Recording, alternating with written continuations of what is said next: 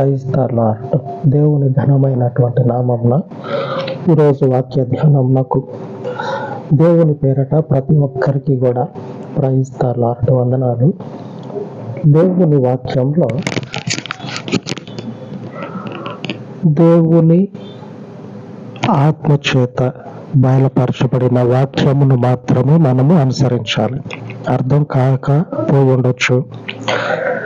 దేవుని వాక్యంలో దేవుని ఆత్మచేత బయలుపరచబడినటువంటి మాటను మనము పట్టుకొని నడవాలి.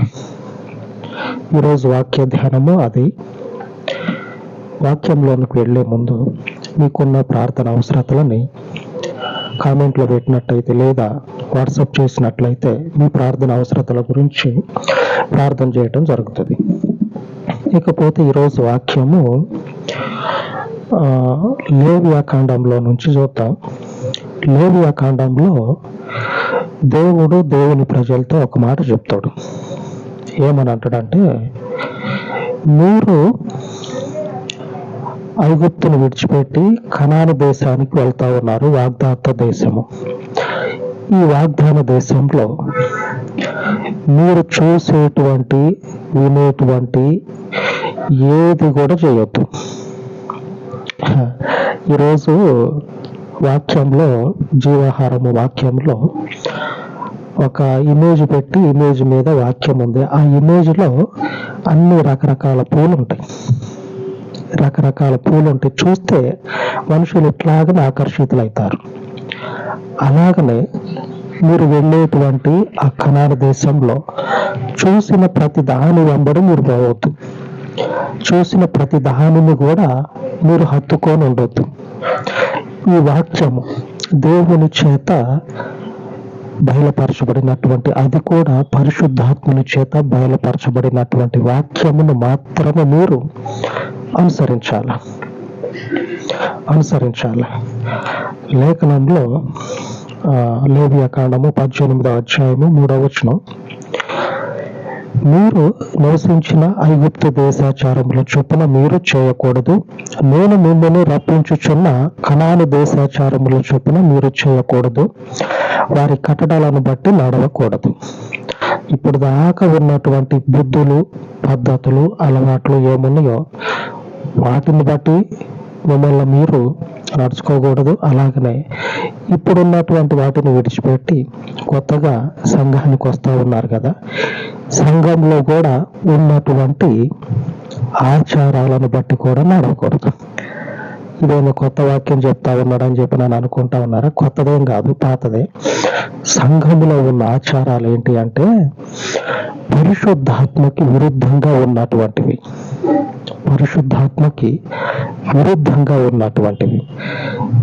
ఏంటి అంటే, ఒకటి, ఏ పురుషుడు కూడా స్త్రీ వేషాన్ని వేసుకోకూడదు, ఏ స్త్రీ కూడా పురుషుని వేషాన్ని వేసుకోకూడదు అని ఉంటుంది ద్వితీయోపదేశకాండంలో.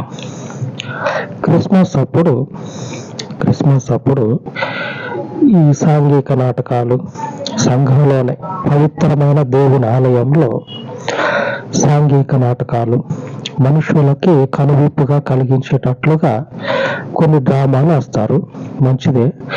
ఆ డ్రామాలో ఒక 35-40 సంవత్సరాల లోపు అనుకోండి, ఆ బ్రదరు ఆడేసి వేసిండు. నా కళ్ళతో నేను చూసా. నేను ఉన్న రోజు సంఘంలో క్రిస్మస్ రోజే, బహుశా క్రిస్మస్ కాదనుకుంటా, క్రిస్మస్కి ముందు రోజు, క్రిస్మస్కి 2-3 రోజుల ముందు రిహార్సల్స్. ఆ రోజు సంఘంలో వాక్యం చెప్పడం అయిపోయింది. లాస్ట్లో ఒక అర్ధగంట సంఘం ముందు రిహార్సల్స్ వేశారు. అందులో ఒక బ్రదరు ఆడేసి వేసి బ్రదరే 40 సంవత్సరాల లోపు ఉంటాయి, ఆడేసి వేసుకొని భర్తతోటి మాట్లాడుతూ ఉంటుంది. ఏది సంఘానికి పోదు రాయ్యా అని చెప్పనని భర్తతోటి అంటూ ఉంటుంది. ఆ వేషాన్ని ఈ బ్రదర్ వేసి, ఆ భర్త వేషం కూడా ఆ సంఘంలోనే ఒక బ్రదరు వేసుకున్నాడు వేషం. భర్తలు మామూలు మగోళ్ళలాగే భర్త వేషం లాగా వేసుకొని నిలబడ్డాడు. ఈ మగోడేమో, ఈ బ్రదర్ ఏమో ఆడేసి చీర కట్టుకొని ఆ జడ వేసుకొని విగ్గు పెట్టుకొని పోయి ఆయన దగ్గర మాట్లాడుతూ ఉన్నాడు. ఈ అపవిత్రమైనవి సంఘంలో ఉండకూడదు.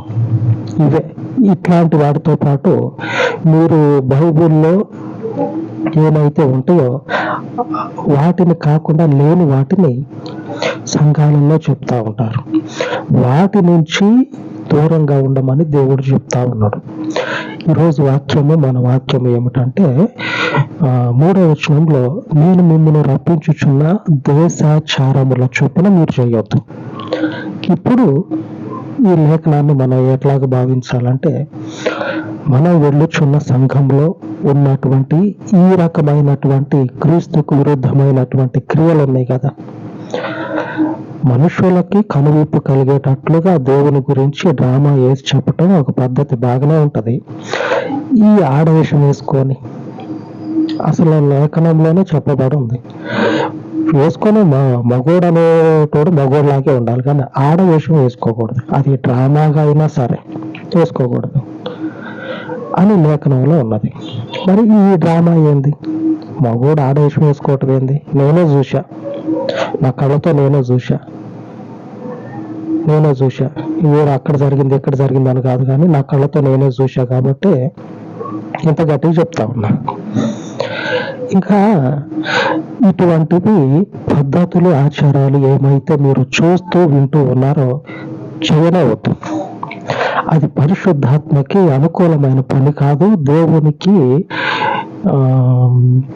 సక్రమమైనటువంటి జీవితం కాదు. నేను మిమ్మల్ని రప్పించేటువంటి దేశంలో ఉన్న ఆచారాల ప్రకారంగా మీరు నడవకూడదు.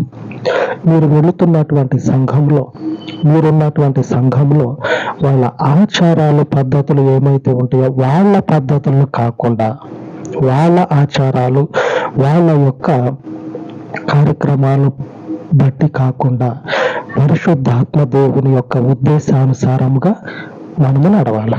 ఆమేన్. దేవునికి స్తోత్రం కలుగును గాక. దేవుని ఉద్దేశానుసారంగా నడవాలి. ఇంతకు మించింది ఇక ఏది కూడా లేదు. ఇంతకు మించింది. ఇలాగా పరిశుద్ధాత్మ దేవుడే సహోదరులైనటువంటి పేతురు, పౌలు వీళ్ళతోటి చెప్తాడు. తర్వాత ప్రభు మత్తయి సువార్తలో ఈ విషయాన్ని ప్రస్తావించి చెప్తాడు. చూద్దాం ఆ విషయాలని. జాగ్రత్తగా వినండి వాక్యము.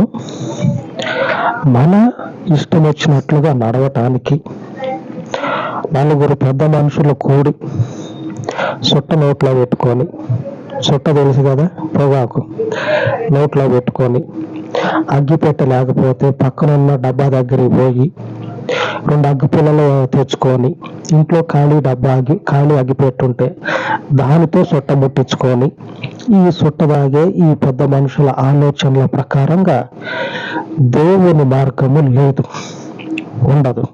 అది దేవుంది కాదు. ఈ పెద్ద మనుషులు వాళ్ళ ఆలోచనలు అవసరం లేదు. వద్దే వద్దు. పరిశుద్ధాత్మ దేవుని చేత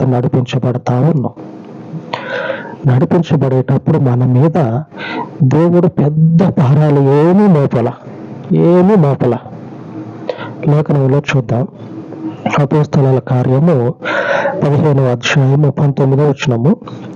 కాబట్టి అన్య జనులలో నుండి దేవుని వైపు తిరుగుచున్న వారిని మనము కష్టపెట్టక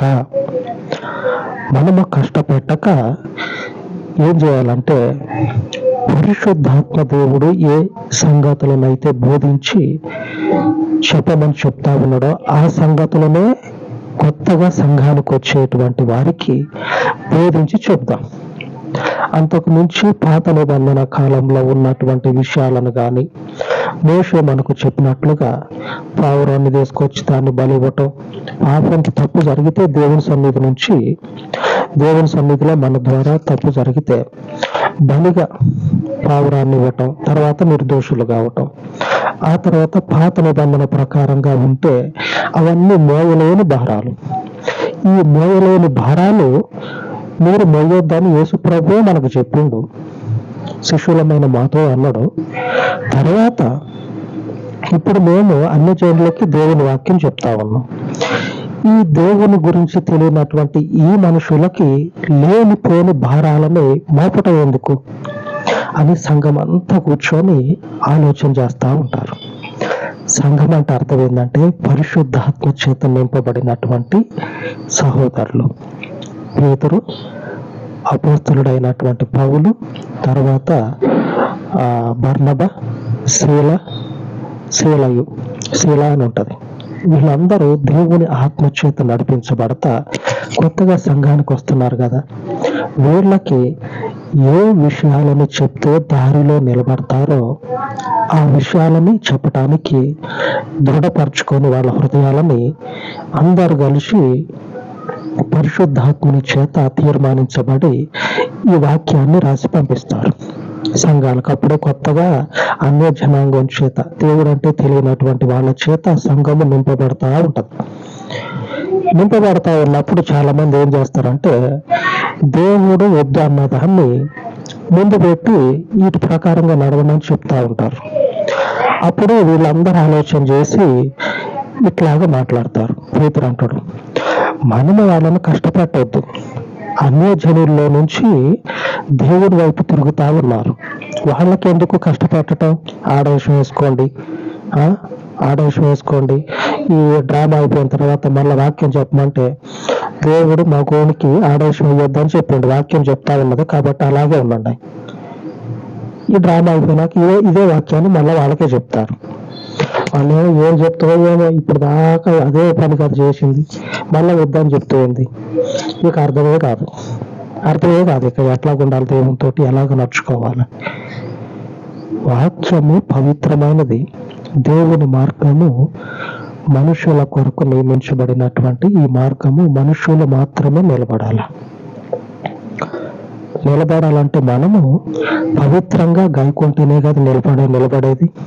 మరి అపవిత్రంగా గైకుంటే ఎలాగ నిలబడతాం? ఈ మార్గం జంతువులకు కాదు, లేకపోతే పక్షులకి కాదు, మనకే అయినప్పుడు పవిత్రంగా నిలబడాలి. పవిత్రంగా పరిశుద్ధంగా నిలబడాలి. అప్పుడు ఈ వాక్యము మన జీవితాల్లో ఫలిస్తుంది. ఈ లేనిపోని వాక్యాలు చెప్పి బైబిల్లోయే ఒక వాక్యం చూపించి ఏమని చెప్తారంటే అలాగాది ఇలాగని చెప్పినని స్వప్రయోజనాలకి దేవుని వాక్యాన్ని తిప్పుతా ఉంటారు, స్వప్రయోజనాల కోసం. అలాగ కాదు అని చెప్పినని పరిశుద్ధాత్మ దేవుడు బోధిస్తూ ఉంటాడు.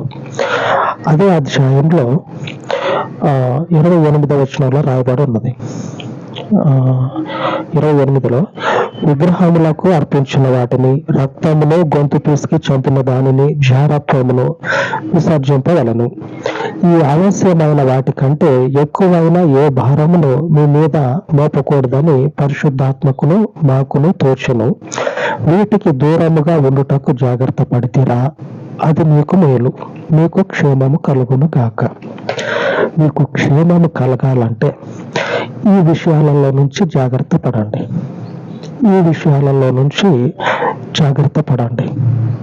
ఆమేన్.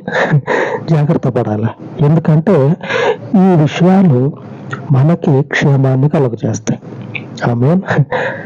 ఇదంతా బాగానే ఉంది పాస్టర్, ఇదంతా బాగానే ఉంది బ్రదరు, నువ్వు కూడా పాత నిబంధన మోషే వాక్యాలు చెప్తా ఉన్నావు కదా అని చెప్పినాను అనుకోవచ్చు మీరు. ఇదంతా బాగానే చెప్తా ఉన్నావు, మరి మోషే గ్రంథము, పాత నిబంధన గ్రంథంలో మోషే చెప్పిన లేఖనాలు అవన్నీ చెప్తా ఉన్నావు కదా అని చెప్పినాను అనుకోవచ్చు. చెప్తా ఉన్నా, చెప్పేటువంటి విషయంలో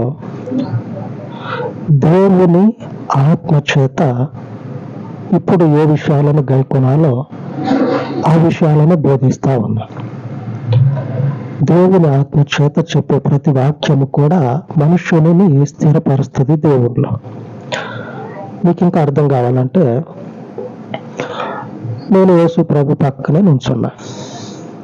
అర్థం కావటానికి పాత నిబంధన వాక్యాన్ని గాయకొనాలా, కొత్త నిబంధన వాక్యాన్ని గాయకొనాలా.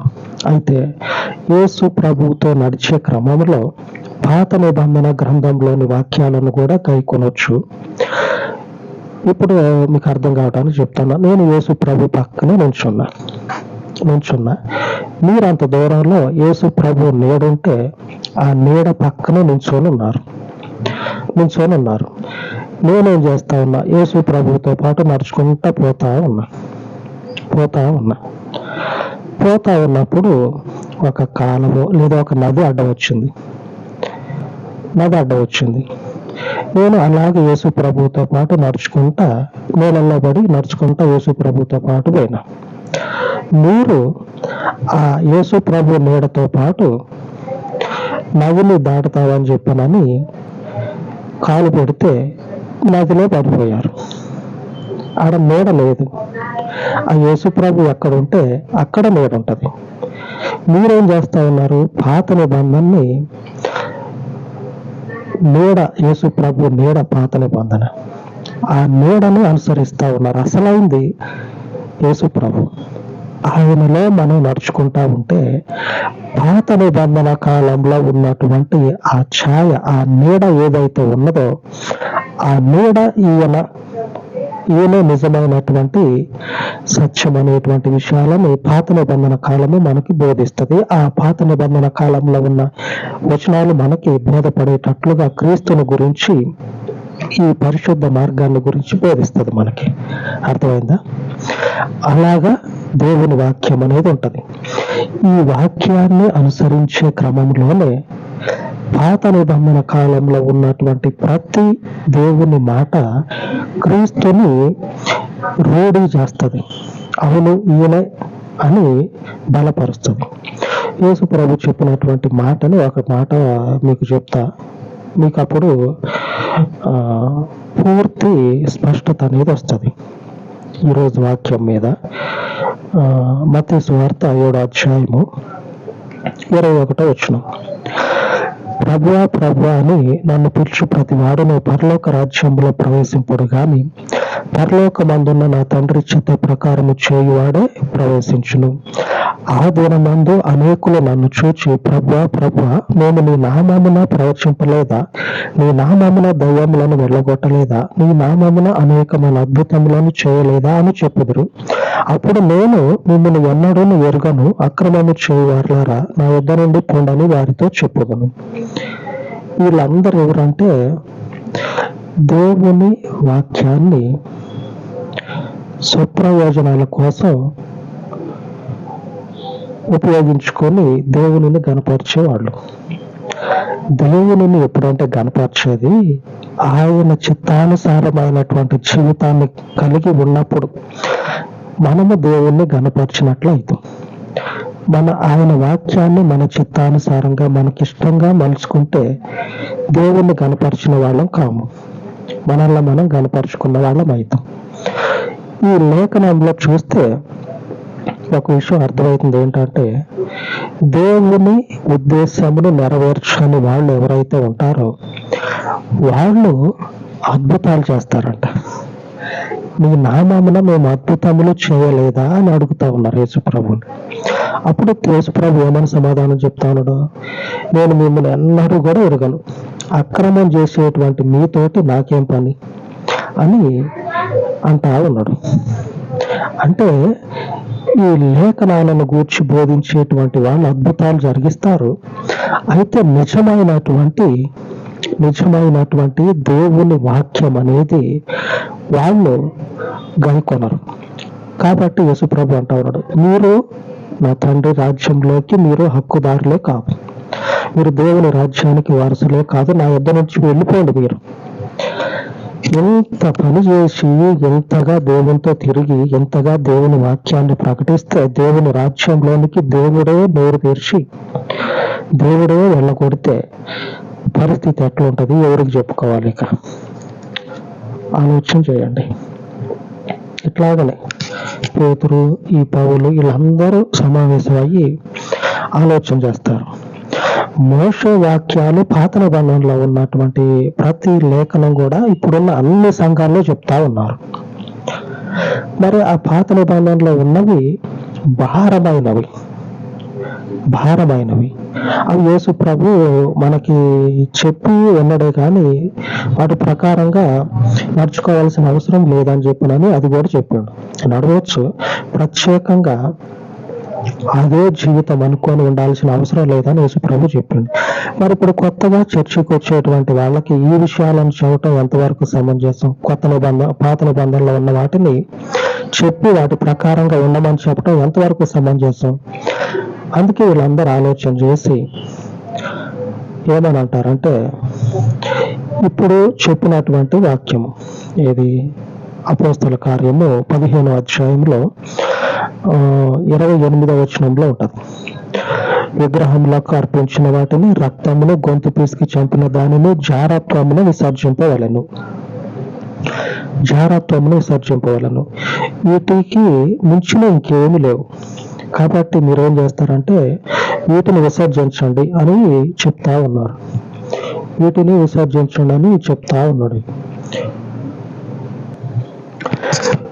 వీటిని చెప్పమని పరిశుద్ధాత్మ దేవుడు చెప్పిండంట.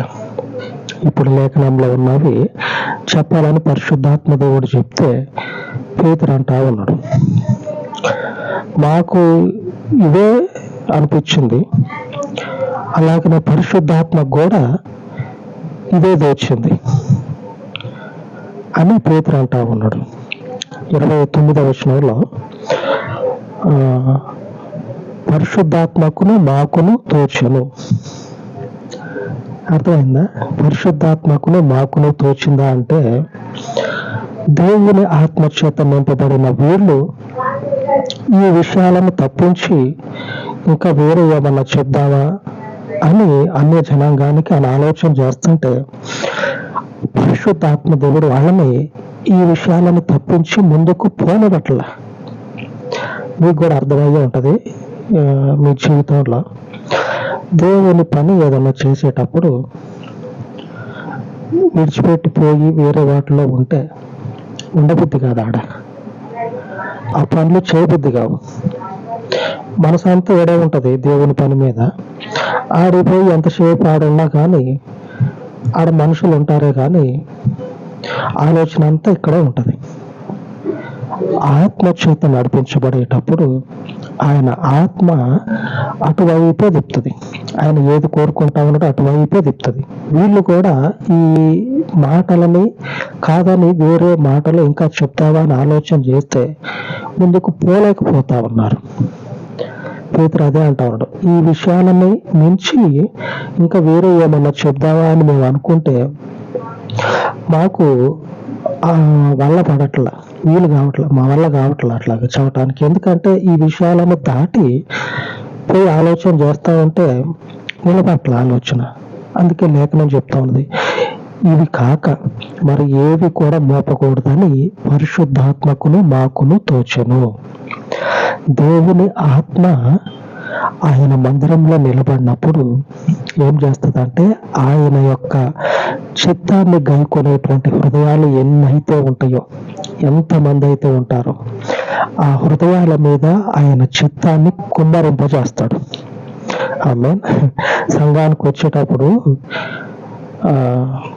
పర్వతమైన పరిగెత్తేటోడు ఆ రిబ్బన్ ఎక్కడున్నదో అక్కడే గురి ఉంటుంది. ముందు బాగా చూడాల్సినోడు ఇట్లా పక్కకు చూసుకుంటే ఇట్లా పరిగెత్తుతారా పక్కన చూసుకుంటే గ్యాలరీలో ఎవరున్నారు, మా దోస్తులు వచ్చారా లేదా అని చెప్పానని గ్యాలరీ వైపు చూసుకుంటాడా, రిబ్బన్ ఎక్కడ ఉందో అక్కడ చూసుకుంటాడా? గ్యాలరీ వైపు చూసిందంటే బొక్క బార్లో పడతాడు. రిబ్బన్ వైపు చూసిందంటే వాడు కప్పు తీసుకొని గ్యాలరీలో పోతాడు దోస్తుల కాడికి గ్రూప్ ఫోటో దిగడానికి. ఆమె సంఘానికి వచ్చేటప్పుడు దేవుని ఆత్మ ఏ విషయాలను బోధించిన ఉన్నదో అనే ఆలోచనతోటి గురి కలిగి వచ్చినామంటే ఆయన తప్పక మీ మార్గాన్ని సరిచేస్తాడు. పాస్టరు ఏ డ్రెస్ వేస్తాడో ఈరోజు చమకాయించే డ్రెస్ వేస్తాడా, లేదా తెల్ల బట్టలు వేస్తాడు. ఇవి కాకుండా భోజనాలు ఉంటాయా ఉండవా ఈరోజు? ఇలాగ కనుక వస్తే బొక్కబార్లా పడటమే కాకుండా పరిశుద్ధాత్మ అనేది, నడిపింపు అనేది ఉండదు, మన జీవితాల్లో ఉండదు, ఆత్మ అనేది ఉండదు. అందుకే నేను మిమ్మల్ని రప్పించుచున్నటువంటి దేశంలో, సంఘములో ఏ ఏ ఆచారాలు ఉంటాయో అన్నిటినీ కూడా గుడ్డిగా నమ్మి పోవద్దు. ఆత్మ యొక్క నడిపింపు చేత నడిపించబడితే క్షేమము కలుగుతుంది మీకు. ఆమేన్. ఆ క్షేమము కోసం ప్రార్థించుకుందాం. పరిశుద్ధుడైన తండ్రి, ఏదే కాలం నందు నీ పాదముల చెంత నాయన ఆత్మ యొక్క నడిపింపు ఏదో, సంఘములో ఉన్నటువంటి పరిశుద్ధాత్మకు విరోధమైనటువంటి కార్యములు ఏవో స్పష్టముగా తండ్రి బయలుపరచమని, నీ ఆత్మ యొక్క నడిపింపును నీ ప్రజలమైనటువంటి మా మీద సమృద్ధిగా కుమ్మరింప చేయండి. ఎందుకంటే మాకు సరి అయినటువంటి మార్గనిర్దేశము చేసేటువంటి పరిశుద్ధాత్మని యొక్క సహవాసము కొరకు ఎదురు చూస్తూ ఉండగా నీ కృప చొప్పున తండ్రి దర్శించండి. మీ ఆత్మ నడిపింపును అనుగ్రహించండి. ప్రతి బలహీనతను కొట్టివేసి పరిశుద్ధ గ్రంథంలోని ప్రతి లేఖనము కూడా ధ్యానించుకునేటువంటి కృపను అనుగ్రహించి అర్థం చేసుకునేటువంటి వివేక హృదయాన్ని మీ స్వాస్థ్యమునకు దయచేయమని యేసయ్య మహిమ కలిగిన నామమును ప్రార్థించి వేడుకొనుచు ఉన్నాను తండ్రి. ఆమేన్, ఆమేన్. దేవుని శాశ్వత కాలపు కృప ఆయన పరిశుద్ధ మందిరం నాకు తోడై ఉండును గాక. ఆమేన్, ఆమేన్.